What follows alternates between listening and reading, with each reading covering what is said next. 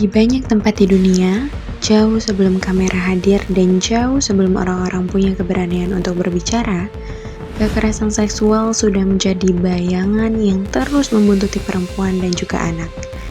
Ia tidak memilih tempat, ia bisa terjadi di ruang yang terlihat aman, di lingkungan yang kita percaya, dan bahkan di rumah yang seharusnya menjadi perlindungan utama.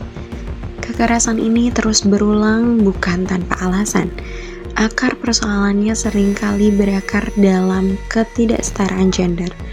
Dari cara masyarakat memandang perempuan, bagaimana tubuh mereka diperlakukan, hingga bagaimana suara mereka ditempatkan di bawah suara laki-laki. Kesetaraan gender bukanlah tentang siapa yang lebih kuat atau siapa yang lebih berkuasa. Kesetaraan gender adalah tentang kesempatan yang sama, tentang ruang aman yang seharusnya dimiliki setiap orang, tentang tubuh yang tidak boleh dimiliki atau dikendalikan oleh siapapun selain dirinya sendiri. Di Indonesia, laporan kekerasan seksual terus meningkat setiap tahunnya. Saudara, rentetan kasus kekerasan seksual yang dilakukan oleh oknum dokter spesialis. Kekerasan seksual anak di bawah umur. Kekerasan seksual terhadap 3 sapi Jadi korban kekerasan seksual. Kekerasan seksual kembali terjadi di kampus. Kekerasan seksual yang terjadi belakangan ini Bukan karena jumlah kasus yang makin banyak, tetapi karena semakin banyak korban yang berani bersuara. Semakin banyak pula masyarakat yang memahami bahwa kekerasan bukanlah aib korban. Korban terbanyak adalah perempuan dan juga anak. Dan bentuk kekerasan yang paling dominan adalah kekerasan seksual.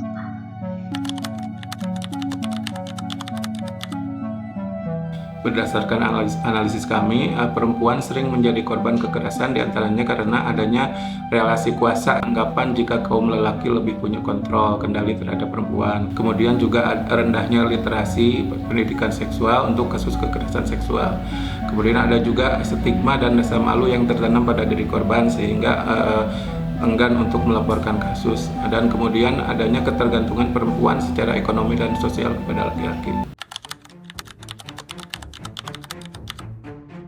Saya meyakini bahwa peran masyarakat adalah salah satu kunci dalam mencegah dan menangani kekerasan serta permasalahan lainnya yang menimpa perempuan dan anak.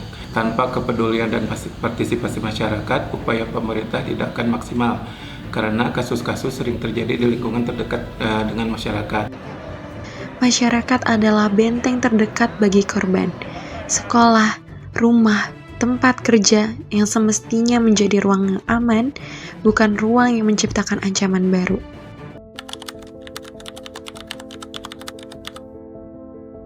Ya, saya berharap masyarakat semakin peduli, juga semakin berani bersuara dengan menolak segala bentuk kekerasan. Dan saya juga ingin menyampaikan bahwa dengan melapor bukan berarti mempermalukan diri, tetapi langkah berani untuk memutus rantai kejahatan.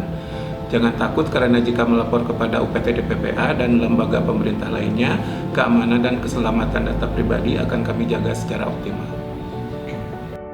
Pada akhirnya, perjuangan menuju kesetaraan gender bukan hanya tentang kebijakan, lembaga, ataupun undang-undang.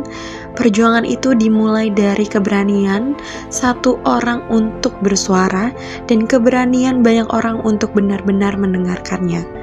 Kita memang tidak bisa menghapuskan trauma masa lalu itu, namun kita bisa menciptakan dunia yang membuat perempuan dan anak merasa aman untuk hidup di masa depan. Kesetaraan gender bukan tujuan akhir. Ia adalah perjalanan panjang yang harus dilalui bersama, dan perjalanan itu dimulai setiap kali ada seseorang yang berani berkata, "Cukup, kekerasan tidak boleh menjadi warisan."